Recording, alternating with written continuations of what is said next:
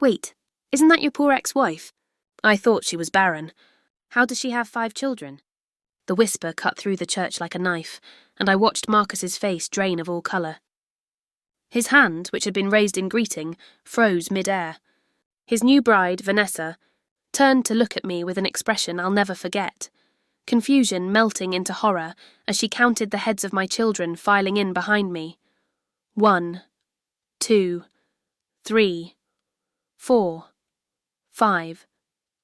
5 beautiful, energetic 4-year-olds in matching designer outfits, holding hands with my husband Daniel and our 2 nannies, creating the kind of entrance that stops a wedding reception cold. This wasn't supposed to happen. Marcus had invited me here to humiliate me, to parade his perfect new life in front of the woman he'd called defective and broken.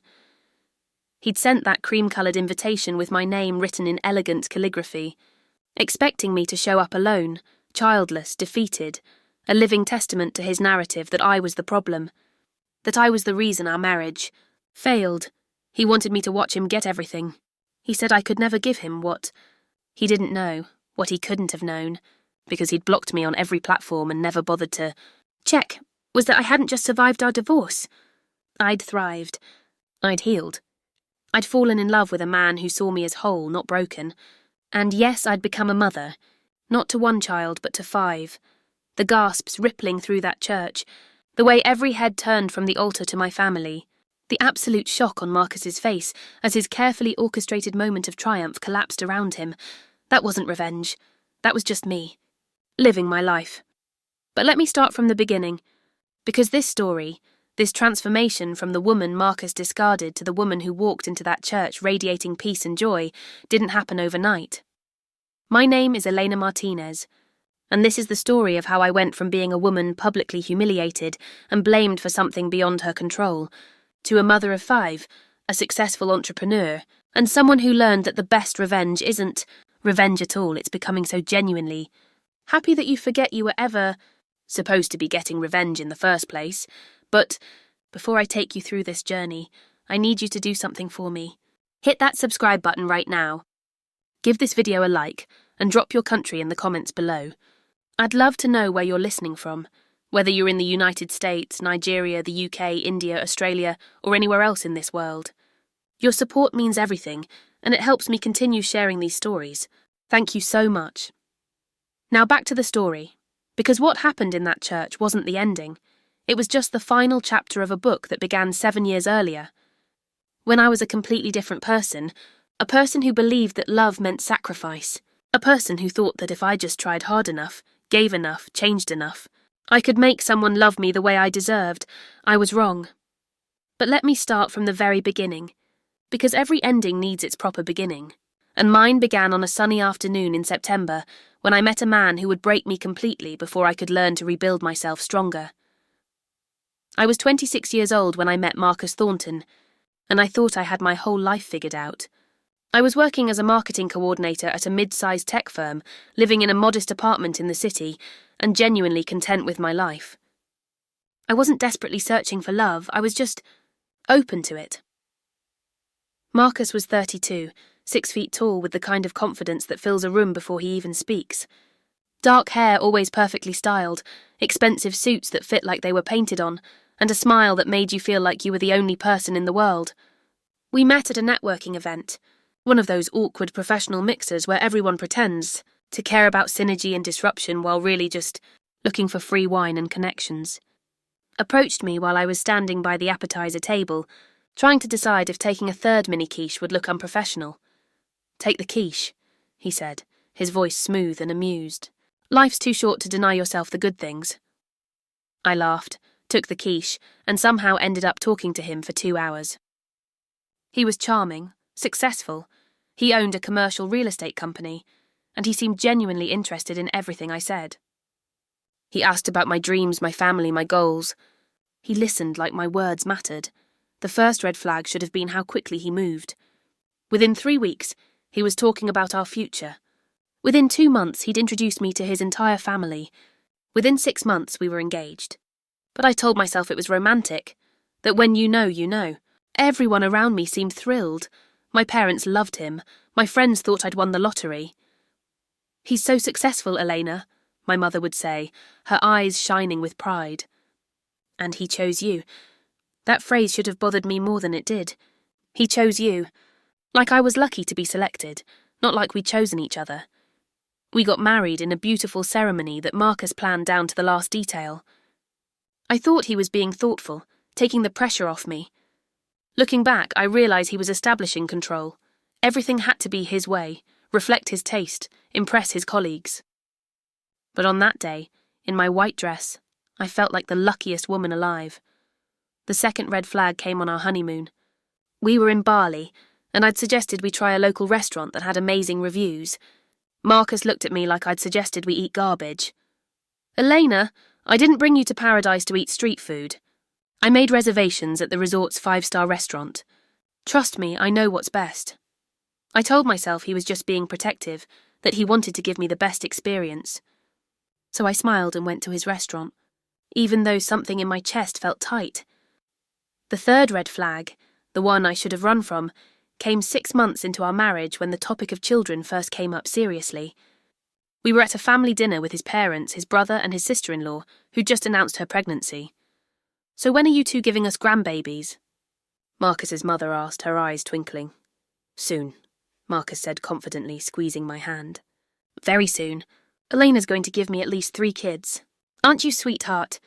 The way he said it, not as a question, not as a dream we'd discussed together, but as a statement of fact, as if my body and my future were already decided, should have sent me running. But I loved him.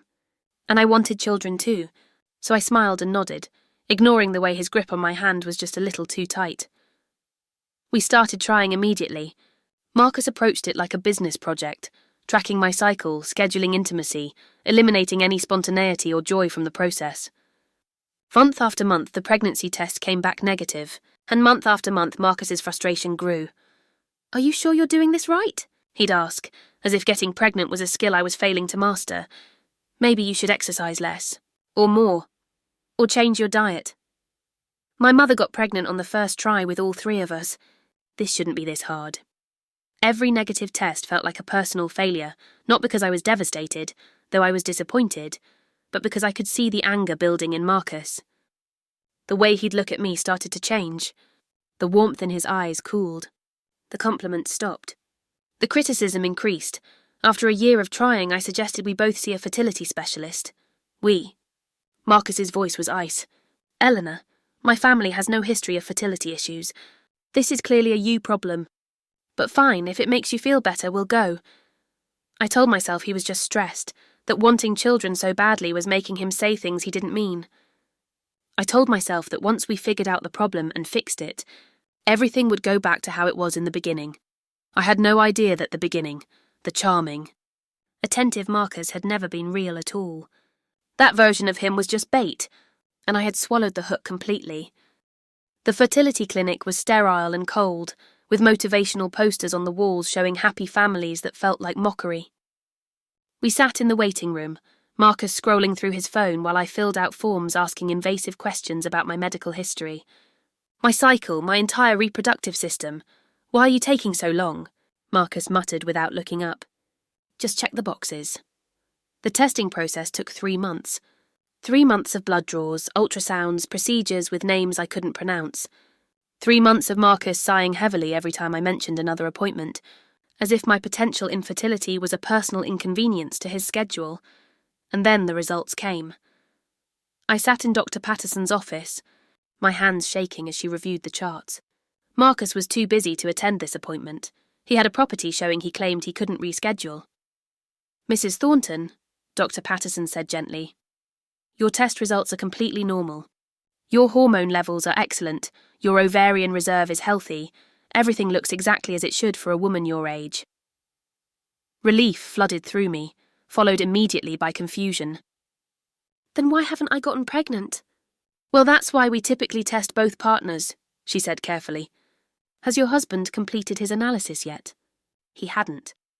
And when I told him that evening that I was fine, that the problem wasn't me, his face did something I'd never seen before. His jaw clenched, his eyes went flat, and for just a moment I saw rage. "That can't be right," he said. "You need to get retested. That doctor doesn't know what she's talking about. Marcus. She's one of the best reproductive endocrinologists in the state. I don't care what her credentials are. There's nothing wrong with me, Elena. Nothing. This is on you. But I pushed. For the first time in our marriage, I stood my ground. Then prove it. Do the test. It's simple, non-invasive. If you're fine, we'll know for sure, and we can figure out what's happening. He refused. Week after week, month after month, he refused. And his treatment of me deteriorated from cold to cruel. What's wrong with you? Became his favourite question.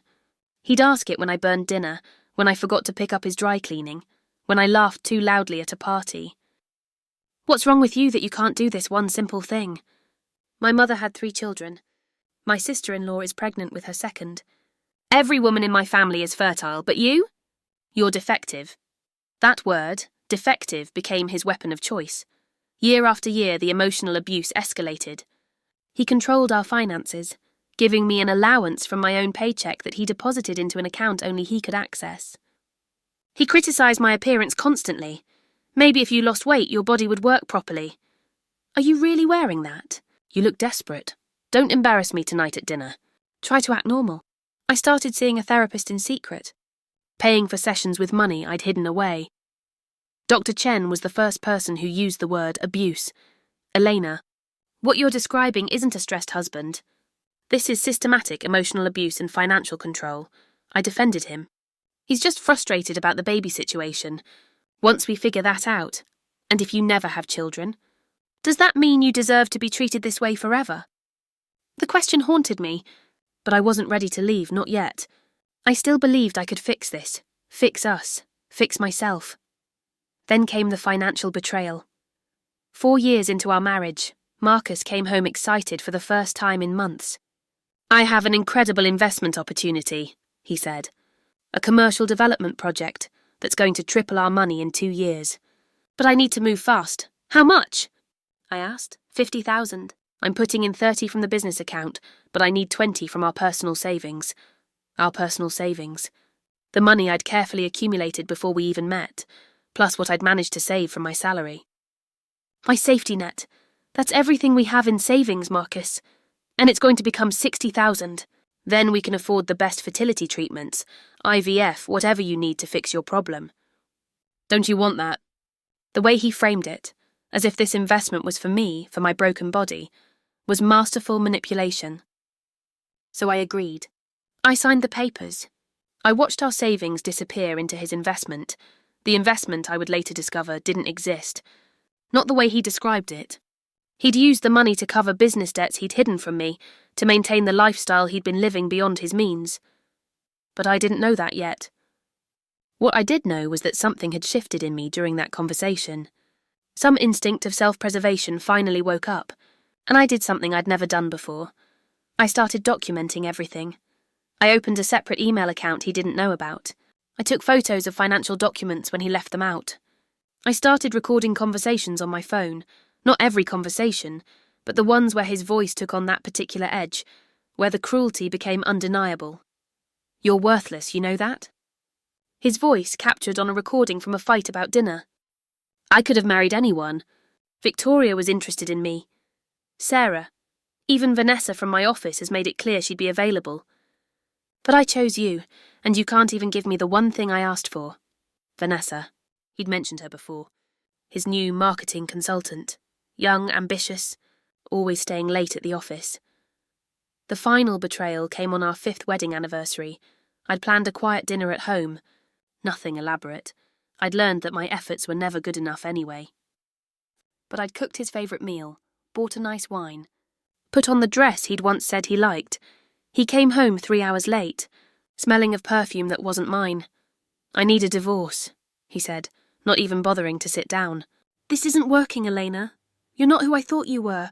You can't give me children. You're emotionally draining, and honestly, I'm exhausted from carrying this marriage. I sat frozen, a forkful of cold pasta halfway to my mouth. I've already spoken to a lawyer, he continued, his voice businesslike, as if he were discussing a failed property deal. You'll need to move out. This house is in my name. You can take your personal belongings, but everything else stays. I'll give you 30 days. Marcus. My voice cracked. And Elena? He looked at me with something like pity, which was somehow worse than the anger. Do yourself a favour. Don't tell people it was about the kids. Just say we grew apart. I'd hate for everyone to know the real reason I'm leaving you. The real reason. As if my supposed infertility, which had never been medically confirmed, was a shameful secret I should hide.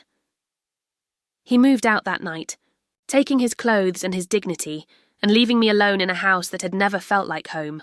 And within a week, I understood why he'd been so eager to end things.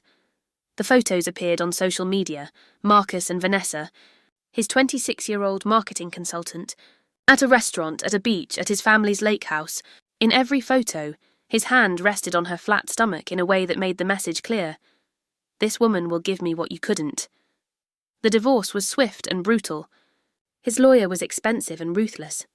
My lawyer was overworked and underpaid. Marcus kept the house, the cars, most of our assets. I got my personal belongings, my old car, and a settlement so small it was insulting. But the worst part wasn't the money. The worst part was what he did to my reputation.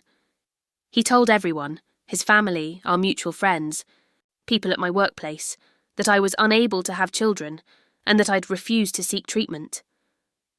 He painted himself as the heartbroken husband who'd tried everything, and me as the stubborn, broken wife who'd wasted his prime. Years. At a dinner party I attended 2 weeks after our divorce was finalised, a party I only went to because I refused to hide. I overheard his mother, talking to a group of women. It's such a shame. About Elena, she said, her voice dripping with false sympathy. Marcus tried so hard, but she just couldn't, and she wouldn't even try IVF. So selfish, really. He deserves a woman who can give him a family.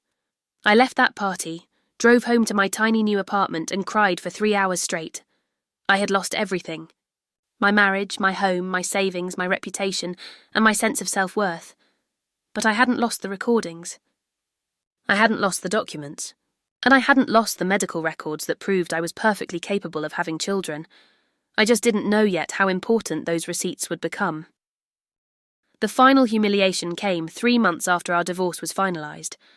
I was still living in my cramped one-bedroom apartment, still working at the same tech firm where everyone now looked at me with pity. I'd stopped going to social events, stopped posting on social media, stopped pretending I was okay. I was surviving, not living, going through the motions of existence while feeling hollow inside. Then Marcus got engaged. The announcement appeared on my Facebook feed before I'd even finished my morning coffee. Marcus and Vanessa posed on a beach at sunset, her hand extended to show off a diamond ring that had to be at least 3 carats. The caption read, "When you know, you know. Can't wait to start our family together. To a blessed future wife, new beginnings." That hashtag, new beginnings, felt like a knife between my ribs, but it was the comments that destroyed me. Finally found a real woman. His brother wrote, "So happy you found someone who can give you everything you deserve," his mother commented, with 3 heart emojis. "Congratulations! 3rd time's the charm," someone wrote, and I stared at that comment in confusion until I realised they'd miscounted, thinking I was his second wife. I'd been so thoroughly erased from his narrative that even our mutual acquaintances had forgotten I existed. I closed the laptop and didn't open it again for 2 days, but the universe wasn't done with me yet. A week later, an envelope arrived at my apartment. Cream-coloured, expensive cardstock, my name written in elegant calligraphy. For a moment, I thought it might be a wedding invitation from a friend. Something normal and kind. I opened it. "Marcus Thornton and Vanessa Chen request the honour of your presence at their wedding." My hands started shaking so badly I dropped the invitation. It fluttered to the floor, landing face up, mocking me with its gold-embossed lettering. He'd invited me to his wedding. Not quietly, not subtly. He'd sent a formal invitation to the woman he'd called defective, the woman he'd blamed for his unhappiness, the woman whose reputation he'd destroyed. He wanted me there to witness his triumph, to see him get everything he'd said I couldn't give him. I called my friend Jessica, my voice breaking. "He invited me to his wedding, Jess. What kind of person does that?" "The kind who wants to humiliate you one last time," she said, her voice tight with anger. "You're not going, right? Tell me you're not going." "I'm not going," I whispered. I can't watch him." But even as I said it, something shifted inside me. Some small spark of defiance that had been buried under months of shame and grief suddenly flickered to life. Why should I hide? Why should I be the one who felt ashamed when I'd done nothing wrong? I had the medical records proving I was fertile. I had the recordings of his abuse. I had the truth, but what good was the truth when I was alone, broken? "Elena, are you still there?" Jessica's voice pulled me back. "I'm here," I said. I'm so tired, Jess. I'm tired of feeling like this. I'm tired of him winning. Then stop letting him win. Block him. Throw away the invitation. Move on with your life. She was right. I knew she was right. I threw the invitation in the trash, buried it under coffee grounds and takeout containers, so I wouldn't be tempted to retrieve it. I blocked Marcus on every platform I hadn't already blocked him on. I deleted the photos, the memories, everything, and then I did something I should have done months earlier. I booked a flight home to my parents' house in Portland. I couldn't afford it. Not really. But I couldn't afford to stay in this city anymore either. This place where every street corner held a memory of my failed marriage, where every social gathering was a minefield of pity and judgment. I packed my essentials, gave notice at my apartment and my job, and left. I thought I was running away. I thought I was admitting defeat. I had no idea I was actually running toward the life I was always meant to have. But first I had to fall apart completely. And in my childhood bedroom, surrounded by posters from high school and participation trophies from a simpler time, that's exactly what I did. I fell apart. And in the breaking, I finally made room for something new to grow. My mother found me on the bathroom floor 3 days after I arrived home, sobbing so hard I couldn't breathe. She didn't ask questions. She just sat down beside me, pulled my head into her lap and stroked my hair like she'd done when I was a child. "I'm sorry," I kept saying. "I'm so sorry." "For what, Mija?" she whispered. "For failing. For being broken. For disappointing everyone." My mother's hand stilled. Then she gripped my chin gently and forced me to look at her. "Elena Maria Martinez, you listen to me. You are not broken. You are not a failure. And the only person who should be apologizing is that man who made you believe those lies." It was the first time in months that someone had said I wasn't the problem. I stayed in Portland. There was nothing waiting for me back in the city except ghosts and judgment. My parents welcomed me home without hesitation. Even though I knew money was tight, my father's construction business had slowed down, and my mother's hours at the hospital had been cut. I got a job at a local coffee shop, making lattes for $12 an hour plus tips. It was humbling, going from a marketing coordinator to a barista at 29 years old, but it was also strangely healing. No one there knew about Marcus. No one pitied me. I was just Elena, the new girl who made decent cappuccinos and didn't mind the early morning shift. That's where I met Daniel. He came in every Tuesday and Thursday at 6:47 a.m., always ordering the same thing: large black coffee, no room for cream. He was handsome in an understated way. Warm brown eyes, gentle smile, the kind of face that made you feel safe. He wore scrubs, and I learned he was a paediatric surgeon at the children's hospital. "Rough night?"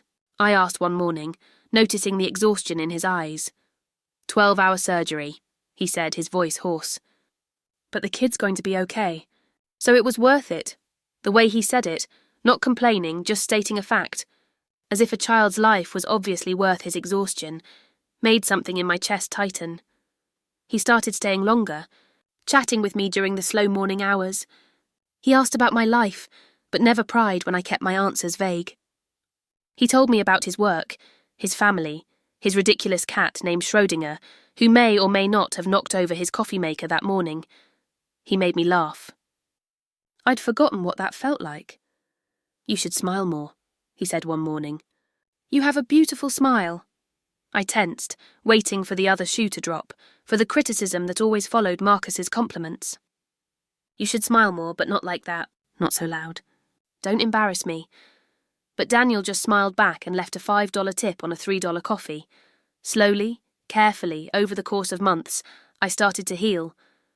I started therapy again with Dr. Morrison, a kind woman who specialised in trauma and abuse. I started journaling.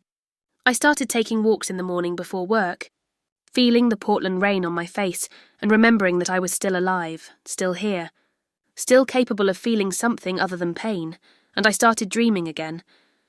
Not about marriage or children or any of the things Marcus had made toxic, but about something that was mine. A business idea that had been percolating in the back of my mind since college, a boutique marketing consultancy focused on helping small, women-owned businesses build their brands. I'd been good at marketing before Marcus made me doubt everything about myself. Maybe I could be good at it again. I started small. I took a free online course, then another. I reached out to a former colleague who gave me freelance work. I saved every penny I could from the coffee shop, from the freelance projects, from birthday money my parents insisted on giving me even though I protested, and Daniel kept showing up, Tuesday and Thursday mornings, with his black coffee and his gentle questions and his complete lack of pressure. "How's your week going, Elena?" he'd ask, and slowly I started having real answers. Good, I'd say. And then one day I realised I meant it. 6 months after moving back to Portland, I registered my business, Elena Martinez Consulting, simple, professional, mine. I worked 3 jobs that first year. The coffee shop from 5 a.m. to noon, freelance marketing projects in the afternoons, and my own slowly growing consultancy in the evenings. I lived on 4 hours of sleep and survived on coffee and determination. My bedroom became my office, laptop on a folding table, client files organised in cardboard boxes, a whiteboard on the wall where I tracked projects and invoices. My first client was a woman named Rosa who owned a small bakery in southeast Portland. She paid me $300 to redesign her logo and create a social media strategy. It wasn't much, but when her sales increased by 40% in 2 months, she told everyone she knew about me.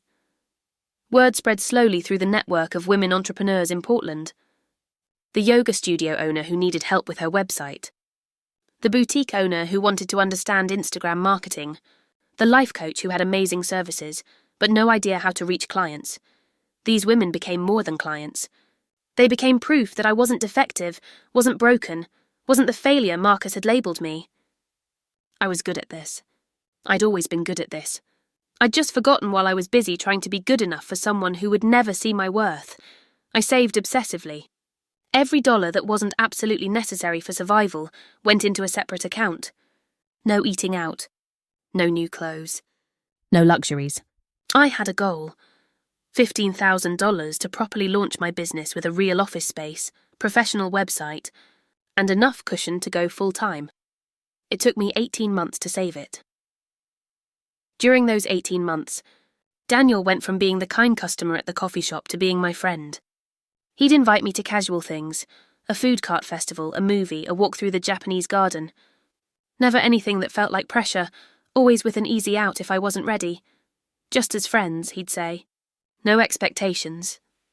And I believed him because he'd never given me a reason not to. He was there the night I had my breakdown about the business. When a client refused to pay me $800 for work I'd completed and I couldn't afford a lawyer to fight it. He showed up at my parents' house with Thai food and let me rage and cry and question everything. "You're building something real, Elena," he said quietly. "Don't let one bad person make you forget that. You've dealt with worse and survived." He didn't know the details of my divorce. I'd kept them vague, just saying it had been difficult. But something in his eyes told me he understood pain, that he'd survived his own battles.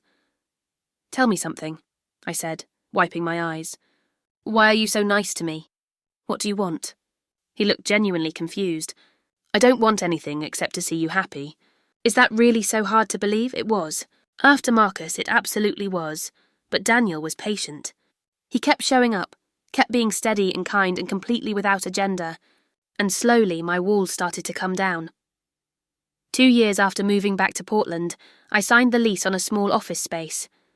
It was just one room in a shared building, barely 200 square feet, but it had a window with natural light and enough space for a desk, a small meeting table, and a bookshelf.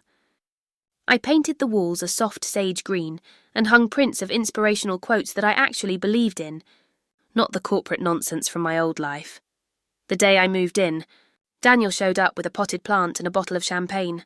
"To new beginnings," he said, raising his plastic cup. "To new beginnings," I echoed, and felt something shift in my chest. Hope. Actual, genuine hope. My client list grew. 5 clients became 10. 10 became 20. I hired a part-time assistant, a college student named Maya who was brilliant with social media. I finally quit the coffee shop, though I still stopped by to visit the co-workers who'd become friends. My consultancy specialised in helping women rebuild after setbacks, divorce, business failure, career changes. I understood their fear and their determination because I'd lived it. I knew what it felt like to start over from nothing, and I was good at helping them see possibilities they couldn't see themselves. The business grew faster than I'd anticipated. By the end of year 2, I was making more than I'd made at my old corporate job. By year 3, I'd doubled that. I moved into a larger office space, hired 2 full-time employees, and started getting featured in local business publications. Local Woman Builds Thriving Consultancy After Personal Setback, read one headline. They didn't know the details. I'd kept my story private, but the narrative of resilience resonated. Other publications reached out. I did a podcast interview, a local TV segment, and through it all, Daniel was there, celebrating my wins, supporting me through the challenges, never asking for more than I was ready to give. Until one evening, 3 years after we'd met, when he asked me to dinner. Not as friends, as something more. I know you've been hurt, he said, his voice gentle but certain. And I know you might not be ready. But Elena, I've been in love with you for 2 years, and I can't keep pretending I'm not. So I'm asking, would you give me a chance? A real chance? I looked at this man who'd shown up consistently, who'd never pressured me, who'd celebrated my success without jealousy, who'd seen me at my worst and stayed anyway. Yes, I whispered. Yes, I'd like that. Dating Daniel was nothing like being with Marcus. There was no control, no criticism, no walking on eggshells. There was laughter and honesty and a partnership that felt balanced. He had his career, I had mine. He supported my dreams, I supported his. We were 2 whole people choosing each other, not 2 broken pieces trying to force a fit. 6 months into our relationship, over dinner at a quiet restaurant, Daniel reached across the table and took my hand. I want to talk about something, he said, and I need you to be completely honest with me, even if you think it might hurt my feelings. My stomach clenched. Here it comes, I thought. The ultimatum. The demand. The thing that will ruin this. Do you want children? He asked. Because I do. I've always wanted to be a father. But if that's not something you want, or if it's too painful to discuss because of your past, I need to know now. I love you, Elena, and I'll choose you either way. But we need to be honest about this. I stared at him, tears filling my eyes. I do want children, I said. I always have. But my ex-husband, he blamed me. He said I was the problem. And even though I have medical records saying I'm fine, there's this part of me that's terrified he was right. Daniel squeezed my hand. Then let's find out together. No blame, no pressure. Just us, figuring it out as a team. What do you say? What I said was yes. What I didn't know was that figuring it out would lead to the most unexpected blessing of my life. Daniel proposed on a rainy Tuesday morning, which was perfect because Tuesday mornings were ours, the day we'd met, the rhythm we'd built our relationship around. We got married 6 months later in a small ceremony in my parents' backyard, surrounded by 50 people who actually loved us. No expensive venue, no impressing colleagues, no performance. Just love, simple and real, and ours. And then we started trying for a baby. I was terrified. Every month that passed without a positive test brought back echoes of Marcus's voice. Defective. Broken. What's wrong with you? But Daniel was different. It'll happen when it happens, he'd say, holding me when I cried over another negative test. And if it doesn't happen naturally, we have options. We're in this together. After 8 months of trying, we met with a fertility specialist. Dr. Reeves was warm and thorough, running tests on both of us. And when the results came back, she smiled. You're both perfectly healthy, she said. Sometimes it just takes time. But if you want to explore IVF to increase your chances, that's an option. We talked about it for weeks. IVF was expensive, physically demanding, and came with no guarantees. But we decided to try. Daniel held my hand through every injection, every appointment, every moment of hope and fear. The egg retrieval yielded 12 viable embryos. We transferred 2, and then we waited. The 2 weeks between transfer and testing were the longest of my life. I was afraid to hope, afraid to believe that maybe, finally, this could work. The morning of the blood test, I was shaking so badly Daniel had to drive me to the clinic. We sat in the waiting room, his hand wrapped around mine, both of us silent with anticipation. When Dr. Reeves called us back into her office, her face was unreadable. Elena. Daniel, she said, looking down at the chart, then up at us with a slowly spreading smile. You're pregnant. I burst into tears. Daniel pulled me into his arms, and we just held each other, crying and laughing and unable to believe it was real. There's something else, Dr. Reeves said, her smile growing wider. We're seeing very high HCG levels, which could indicate multiples. We'll do an ultrasound in 2 weeks to confirm. Multiples. Twins, maybe. The thought was overwhelming and perfect. 2 weeks later, we went in for the ultrasound. I lay on the table, Daniel beside me, both of us staring at the screen as the technician moved the wand across my belly. Okay, she said slowly, her eyes widening. So, let me just... Hold on, my heart stopped. Something was wrong. Is everything okay? Daniel asked, his voice tight. The technician turned the screen toward us, pointing. Everything is more than okay. See these? 1, 2, 3, 4, 5, you're having quintuplets. The room spun. 5? I whispered. 5 babies? 5 healthy heartbeats, she confirmed. Congratulations. This is incredibly rare. I looked at Daniel, who looked like he might faint. Then he started laughing, this wild, disbelieving laugh, and pulled me close. 5, he said. You're giving me 5 children. Elena, you're giving me 5. And suddenly I was laughing too, crying and laughing, thinking about Marcus and his cruel words, about how he'd called me defective and broken, and blamed me for something that was never my fault. I wasn't broken. I was about to become a mother to 5 children. We kept the pregnancy quiet, sharing only with immediate family. After everything I'd been through, I wanted to protect this joy, keep it private and sacred. No social media announcements, no public celebration. Just us, preparing for the beautiful chaos heading our way. The pregnancy was difficult. Quintuplets always are. Bed rest at 24 weeks, constant monitoring, fear and hope tangled together. But at 32 weeks via scheduled C-section, our 5 babies were born. 3 girls, Sophia, Isabella and Lucia. 2 boys, Gabrielle and Matteo, all healthy. All perfect, all mine. Daniel cried when he held them for the first time, each tiny baby placed in his arms one by one. Our family, he kept saying. Our beautiful family. In the hospital room, surrounded by 5 bassinets and the soft sounds of newborn breathing, I thought about Marcus. About the invitation I'd thrown away, about the wedding I'd refused to attend, about the man who'd tried to destroy me, and I felt nothing but gratitude that he'd left, because if he hadn't, I wouldn't be here. I wouldn't have Daniel, wouldn't have these 5 miracles, wouldn't have built a life so full of genuine love that the past felt like it had happened to someone else. I'd won nothing, because I'd never been competing. I'd simply been living, and life, it turned out, had been very, very good to me.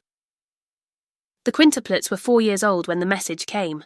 4 years of beautiful chaos, of coordinating 5 different personalities, 5 sets of needs, 5 sources of joy that made every exhausting day worth it. My business had continued to thrive, even as I'd scaled back to part-time hours to focus on the children. Daniel had made partner at his practice. We'd bought a house with enough bedrooms for everyone, and a backyard where the kids could play. We were happy. Genuinely, completely happy.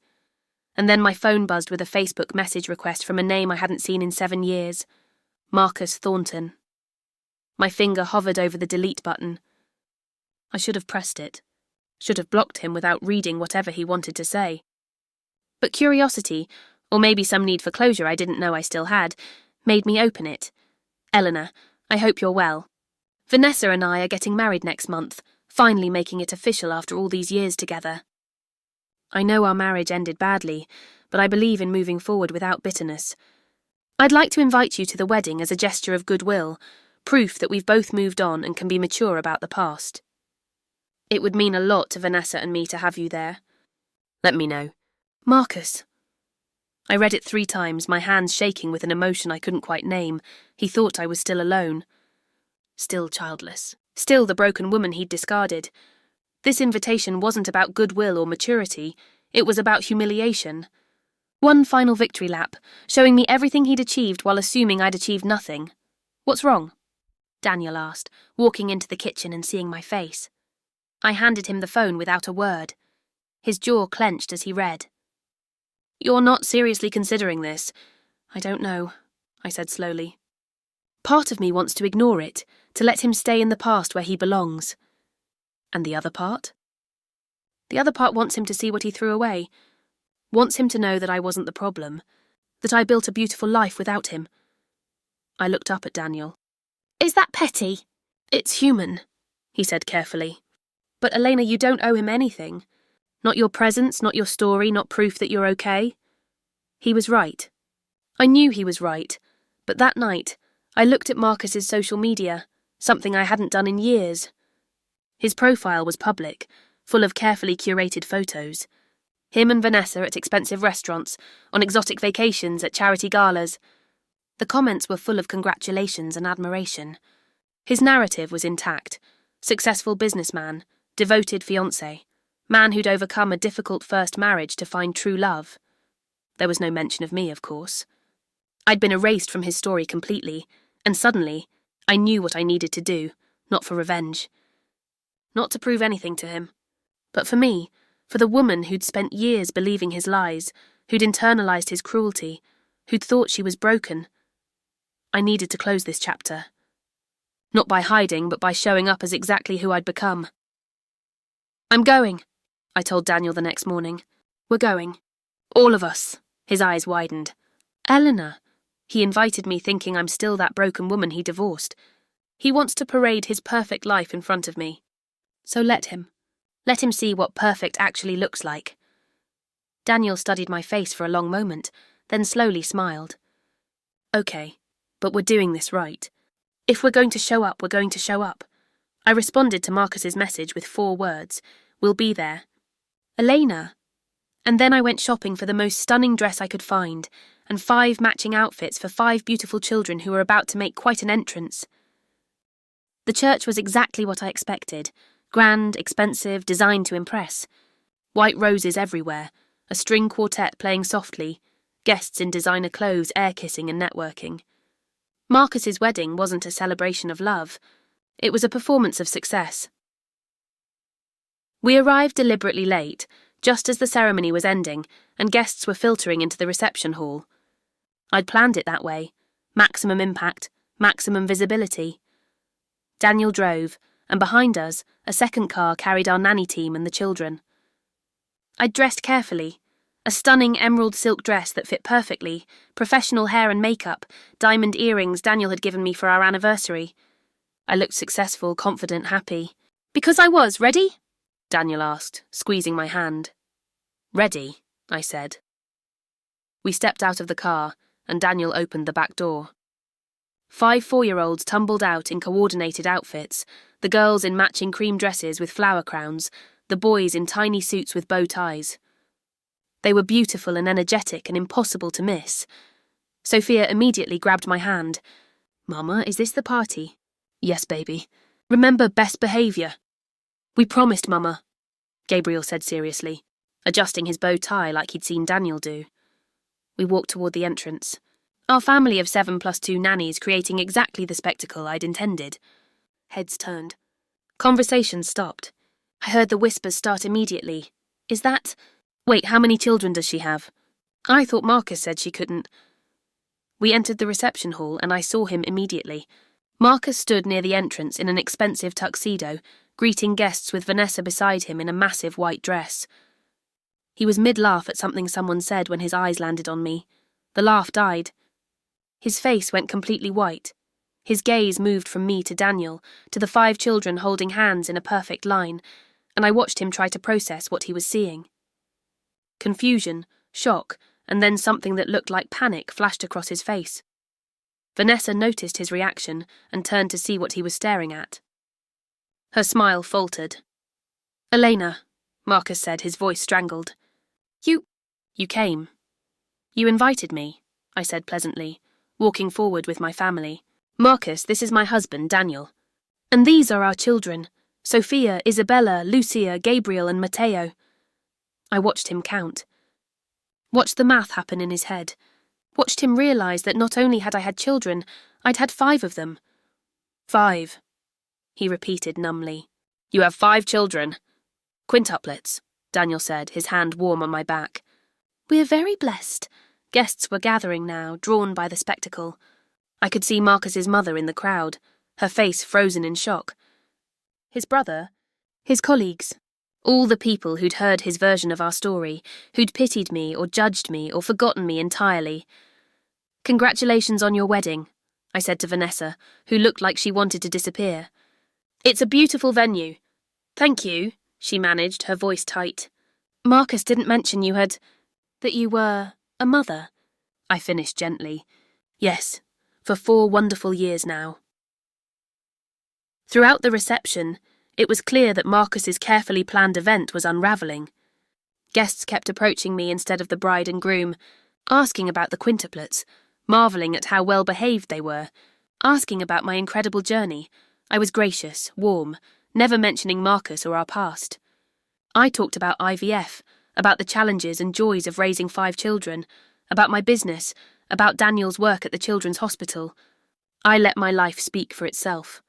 The children were perfect, charming and sweet, saying please and thank you, making guests laugh with their innocent observations. Isabella told one woman that her dress looked like a princess. Gabriel asked another guest if he knew any good knock-knock jokes. They were impossible not to love. I watched Vanessa's smile grow tighter as photographers who were supposed to be capturing her special day kept turning their cameras toward my family. I watched Marcus down 3 glasses of champagne in rapid succession, his jaw clenched. During dinner, I sat at our assigned table, notably far from the head table, and enjoyed the meal while my children ate their specially requested chicken tenders and fruit. Daniel kept the kids entertained with quiet games, while I made polite conversation with the other guests at our table, none of whom had known me during my marriage to Marcus. Then came the toasts.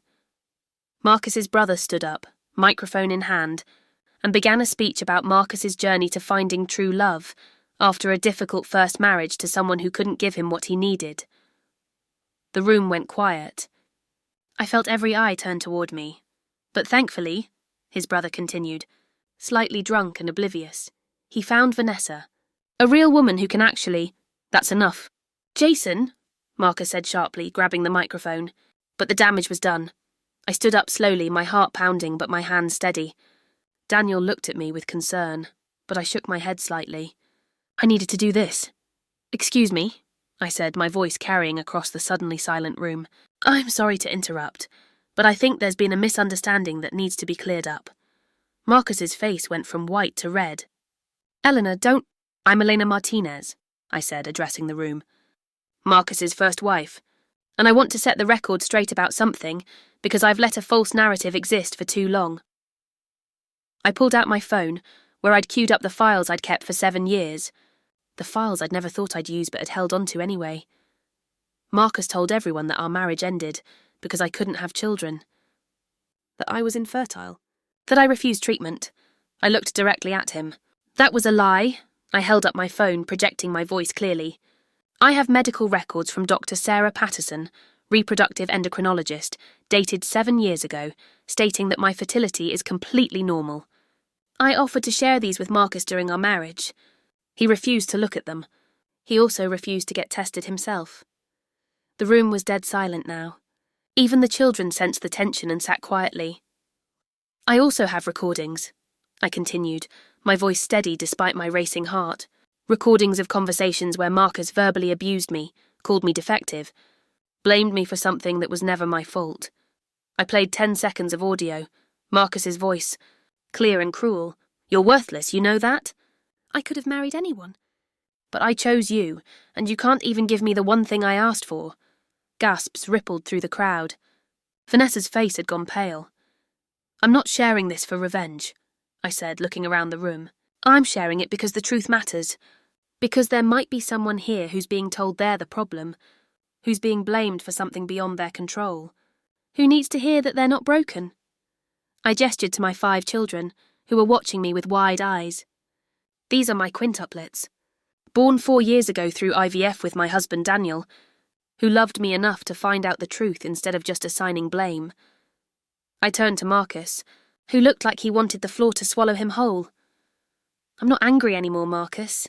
I'm grateful, because you leaving me was the best thing that ever happened to me.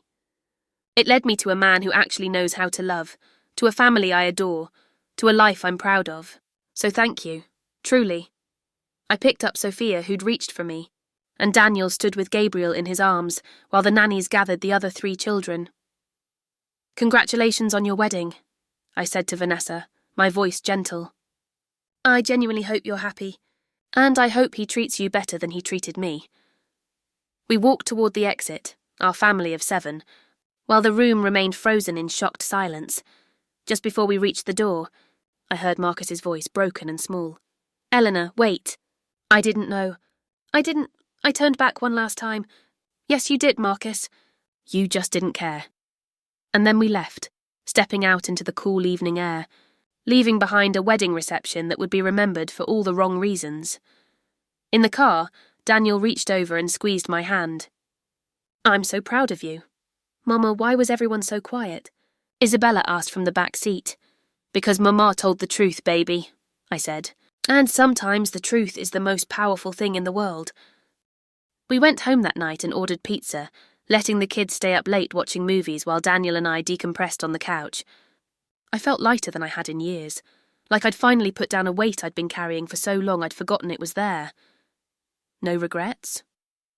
Daniel asked softly. None, I said. And I meant it. The fallout started within hours. By the next morning, my phone was flooded with messages. Friends I hadn't spoken to in years, apologising for believing Marcus's version of events. Former colleagues expressing shock and support. Even Marcus's sister sent a message. I'm so sorry. I should have questioned his story. I'm glad you're happy now. The story spread through social media like wildfire, not because I posted anything, but because guests at the wedding did. You won't believe what happened at the wedding I attended last night, read one viral post, complete with a detailed account of my speech. Local blogs picked it up. Then larger platforms. Woman confronts ex-husband's lies at his wedding, reveals shocking truth, read one headline. I didn't engage with any of it. I'd said what I needed to say, and now I was done, but the universe, it seemed, wasn't done with Marcus. Within a week, Vanessa left him. She posted a simple statement on social media. After recent revelations about my fiancé's character and honesty, I've decided to end our relationship. I deserve a partner who tells the truth. His business started suffering as clients quietly distanced themselves. His reputation in the community, something he'd valued above everything, was shattered.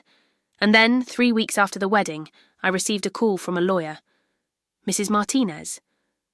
My name is Patricia Chen. I specialise in financial fraud and marital asset recovery. I've been following your story and I believe you may have a case against your ex-husband for financial misconduct.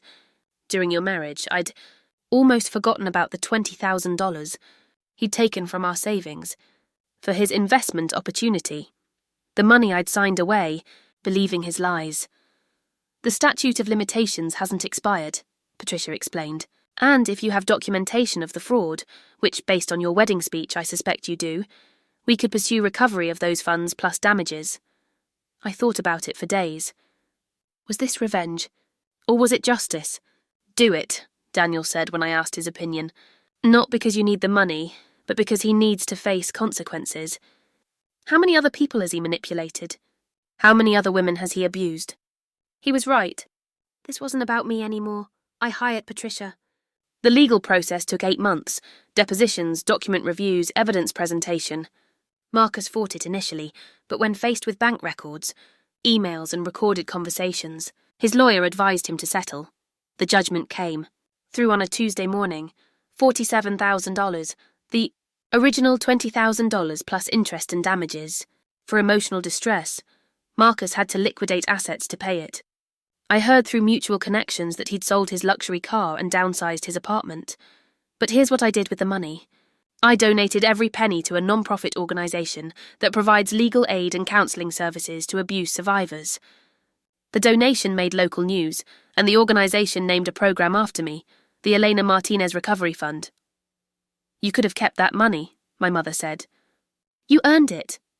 I don't need it, I told her, watching my 5 children play in the backyard, their laughter filling the air. I already have everything I want. And standing there, with Daniel's arm around my waist and our beautiful chaos of a family thriving around us, I realised something profound. I didn't feel triumphant about Marcus's downfall. I didn't feel vindicated or satisfied. I just felt done. Finally, completely, peacefully done. The donation to the Abuse Survivors Organisation opened doors I never expected. A local newspaper ran a feature story. From Victim to Victor, how Elena Martinez turned pain into purpose. Then a women's magazine picked it up. Then a podcast invited me to share my story. At first, I was hesitant. My life was full. 5 children, a thriving business, a marriage I cherished. Did I really want to become a public figure? To relive my trauma over and over? But then the emails started coming. Your story gave me the courage to leave. I've been told I'm the problem for 3 years. Reading about your experience made me realise I'm not crazy. Thank you for speaking up. You saved my life, hundreds of them. Then thousands, women, and some men, who'd been gaslit, blamed and broken by partners who'd convinced them they were defective. I realised my story wasn't just mine anymore. It was theirs too. I started speaking at events. First locally, a women's shelter fundraiser, a divorce recovery workshop. Then larger venues. I spoke at a conference for therapists about recognising financial abuse. At a medical symposium about the psychological impact of infertility blame. At a university about rebuilding after trauma. The audience response was always the same. Tears, standing ovations, lines of people waiting to thank me, to share their own stories, to tell me I'd given them hope.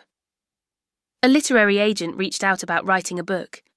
I signed the deal and spent a year writing Defective: How I Survived Being Blamed for Someone Else's Brokenness. It became a bestseller, not because of the drama, but because of the hope. Because I didn't just write about surviving, I wrote about thriving. Meanwhile, my family continued to flourish. The Quintuplets started kindergarten, 5 distinct personalities navigating the world with curiosity and joy. My business expanded to include a mentorship program for women rebuilding after divorce. Daniel made chief of pediatric surgery.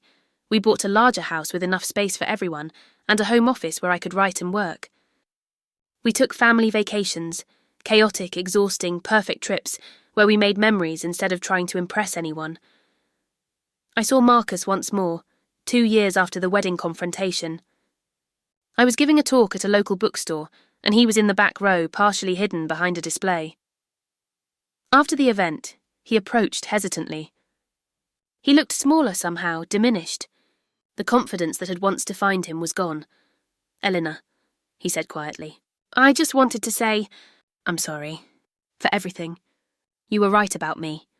I looked at him, this man who'd once had the power to destroy me with a word, and felt nothing but mild pity. "I appreciate that, Marcus," I said. "I hope you're getting help. I hope you're learning to be better." "I am," he said. "Therapy twice a week." "It's hard, facing what I did, who I was." "Growth usually is," I said gently. "But it's worth it." He nodded, tears in his eyes, and walked away. I never saw him again, but I saw the impact of my story everywhere, in the women who left abusive relationships, in the survivors who reclaimed their narratives, in the children who grew up watching their mother turn pain into purpose. I hadn't just survived Marcus's cruelty. I'd transformed it into something that helped others survive theirs. And that, I realised, was the greatest victory of all. Sometimes the best revenge isn't revenge at all. It's building a life so full of genuine joy that the person who tried to break you becomes irrelevant. Marcus isn't a villain in my story anymore. He's barely even a footnote. He's just a person who was in my life for a season, who taught me painful but necessary lessons about my worth, about what I deserve, about the difference between someone who loves you and someone who wants to control you. The truth is, I didn't win anything that day at his wedding.